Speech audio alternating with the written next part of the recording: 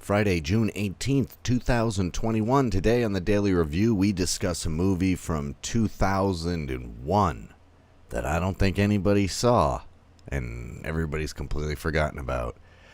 Starring John Travolta, Vince Vaughn, Terry Polo. It's Domestic Disturbance. Today, oops. Today on the Daily... Joe LaRocca. I don't know why I watched this. I'm sorry. It's on Amazon Prime, and I just clicked on it. I don't know why. I think I remember seeing it like in a trailer for some VHS tape I had. And it would always be Domestic Disturbance. It's directed by Harold Becker, who wrote a bunch of this kind of movie that was like late 90s, early 2000s, kind of like paperback novel thrillers. So what this one's about is John Travolta is a boat maker in Southport, Maryland. I don't think it's a real place. And he's divorced from Terry Polo, and she's getting remarried to Vince Vaughn. And they have a son who's all acting up because he doesn't like the divorce and the remarriage. And whenever something happens, like clockwork, he lashes out and will break windows or joyride a car or something like that. So it's a pretty Psych 101 kid mad about divorce or whatever. And slowly, over the course of 4 seconds of seeing Vince Vaughn, you're like, this guy is like probably not a good guy. Because what else would this movie be about? You can already tell by the music that it's not going to be like a drama, like a family drama in that sense about, relationships and stuff. That it's obviously going to have a climax where it's probably raining and the bad guy will probably be impaled on something, fall off of something, or get electrocuted or drowned. Those are the only things that could happen. I assumed it would be drowned because the boats.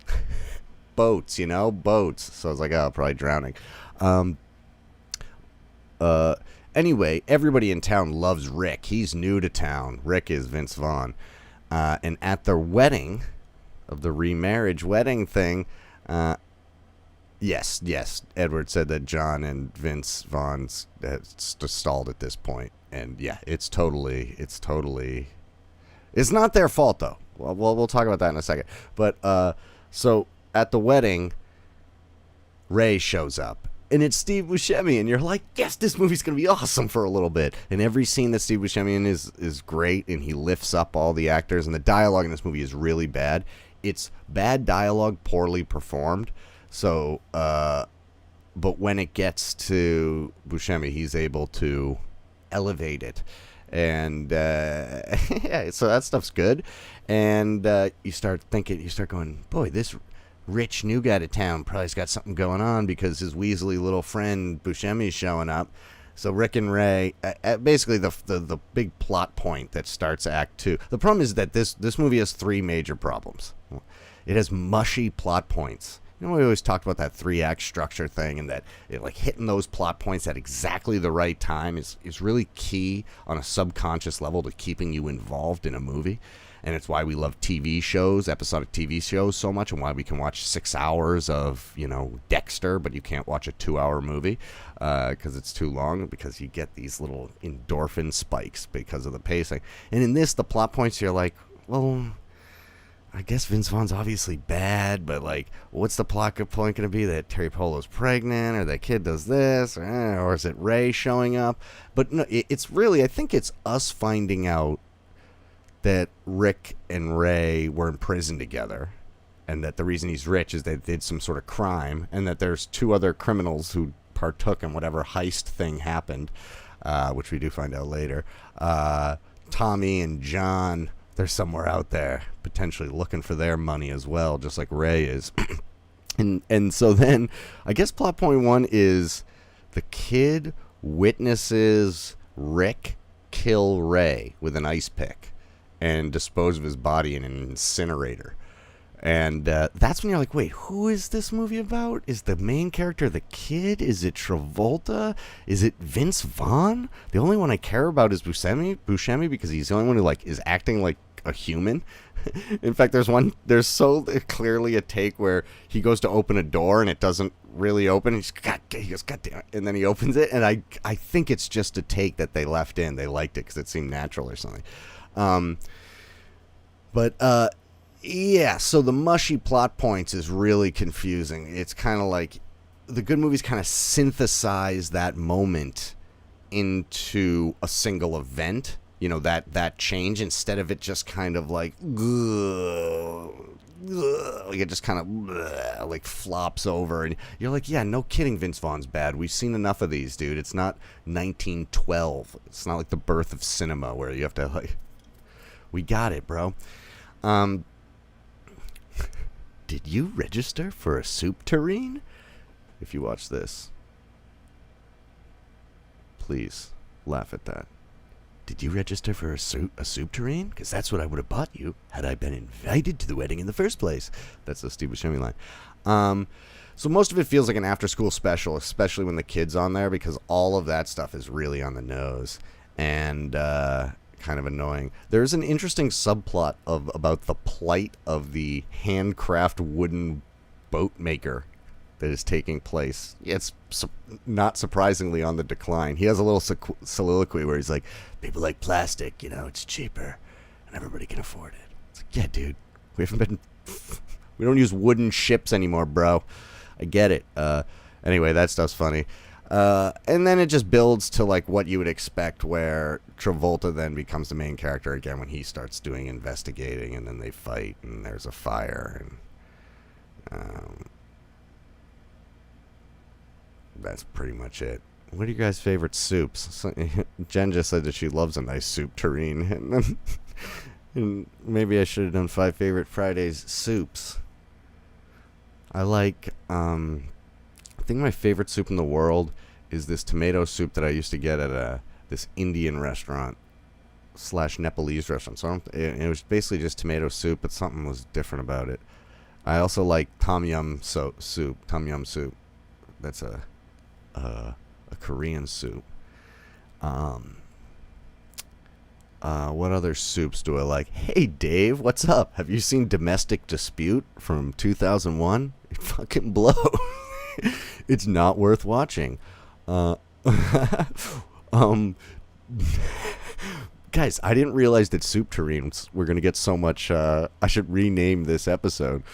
Yeah, egg drop soup is a good soup. It's not. I wouldn't be in my top 5 though. What other soups are really good? My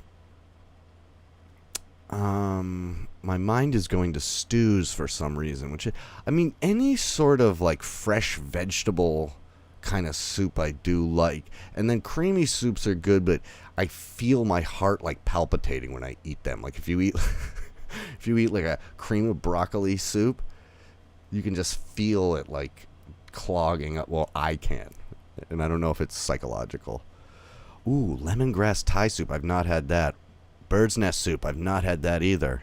I hope that has nothing to actually do with a bird's nest, obviously. Hey, I'll tell you guys a good soup story. It's not really soup. I think it's a pho story.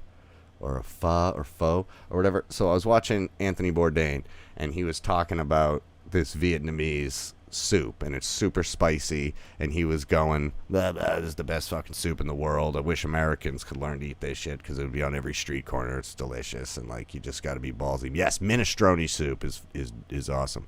Minestrone soup's really high up on my list. That's in my top 5 for sure. So I one day, soon after I got the job at BC, I think it might have been even after teaching my first class, like way long time ago now, like God, 7 or 8 years ago, and I went into this Vietnamese place that's in Alston, and I was like, I'm gonna get that fucking soup. And I sat down, and I was like, you got this soup that Anthony Bourdain's talking about with all the fixins and stuff? And the guy was like, yeah, it's like the main thing, dude. It's like, you know, it's like going into McDonald's and asking for a hamburger. I was like, okay, cool. And so then they dump all this stuff in there, and they bring it out. And I was like, okay, yeah, this looks like it did in the show. And I like start eating it, and it's good. It's pretty good. And then I get to something that I can't identify. I thought it was noodles, but I think it was like stomach lining. I think it was tripe or something. And it, it just upset me. It like upset my stomach almost instantly. I was like, ugh, I couldn't handle it. And I'm usually fine with like all different types of foods and stuff, but it really went, And so I'd only been there for like a second. I'd only been literally like the food came out in a minute. They must have just been like, and I was like, what do I do in this situation? Because do I have to just pretend sit here for 20 minutes, hardly touch it? And it's not like something you can take with you, like a huge bowl of soup. So I just kind of like waited till nobody was looking and put $10 right beside the bowl and just left. And then the second the door shut, I just ran. And I forgot my jacket. And I didn't go back. It was a cheap jacket. I was just like, fuck it, I'm out of here. And so that day I lost a jacket and $10 and my dignity. But yeah, I pulled a semi-runner. Yeah, guys, don't make tomato soup with ketchup and water. I know that that's a thing, but I mean, if you're gonna do that, put some rice in it or whatever. Anyway, did you guys like my soup story? I was an adult when I did that. Just imagine me running down the street going, fuck my jacket. Anyway, you make spaghetti sauce with ketchup and water? What is this, the end of friggin' Goodfellas? All I can get is egg noodles with ketchup on them. What does he say? Anyway, domestic dispute. Domestic dispute. It should have gone farther. There's no like cheesy one-liners or anything. Travolta looks pretty cool in it. Good, thanks, Dave. Thanks, bro. That's pretty much it. That's all I have to say today. But even like, the marketing of it's all wrong. So the three things that I was going to say that were wrong with it was it's got mushy plot points. We don't really know who the main character is. I mean, even though you do, you don't feel it, and it kind of changes too much. And then thirdly, it's like kind of a perfect example of bad dialogue. Like dialogue that's too on the nose. Like people don't really talk as directly as they do in certain movies, And some types of movies it's okay. Like there's David Mamet and those kind of people that, well, he can do naturalistic pretty well, but there's some directors. Who am I thinking of? West Wing guy there, it's not necessarily natural. And same thing with like a whole bunch of old school style movies or even Shakespeare. It's not like how people talk really. Anyway, what the fuck was I talking about? Anyway, this movie blows. Domestic dispute. Wait, look at the poster.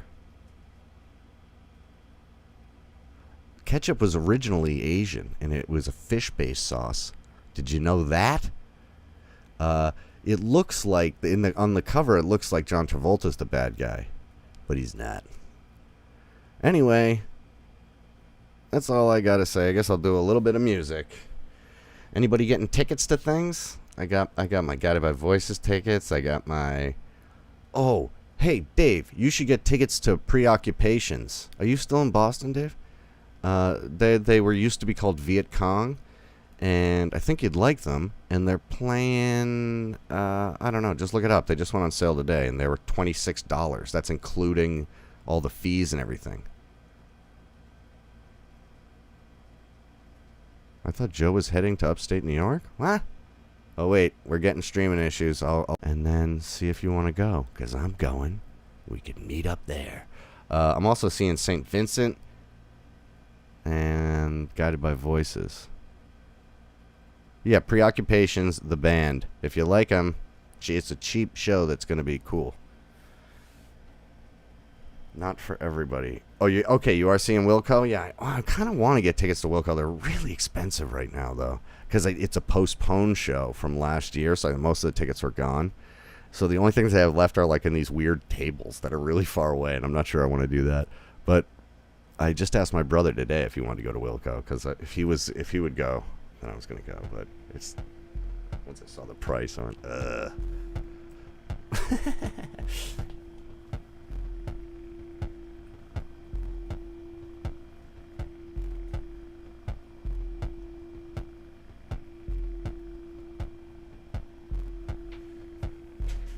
come on. Oh, come on.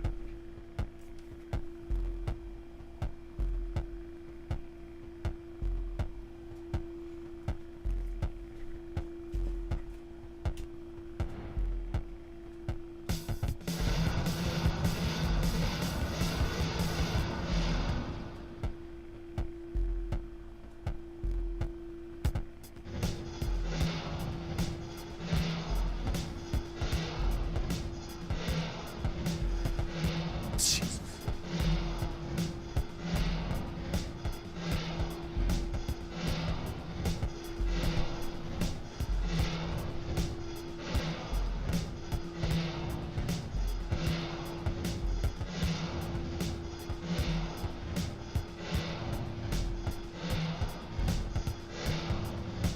Oh, fuck it, whatever.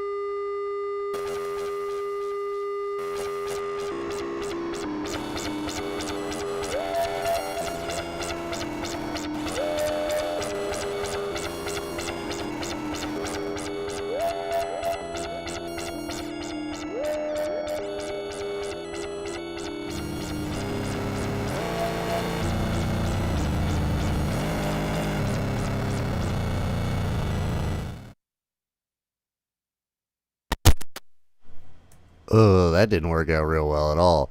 Okay. Uh. Okay. What's going on? Some people check out rumors and said fire from Belgium. Some people should check out the rumor. Oh, the rumor.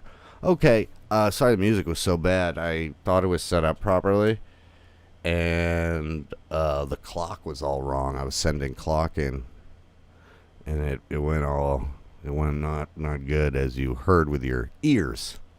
But if I go on tonight, I'll prepare something that makes a little more sense. Okay. Get back to me, Dave, if you go to that, if you like that band. Okay, bye.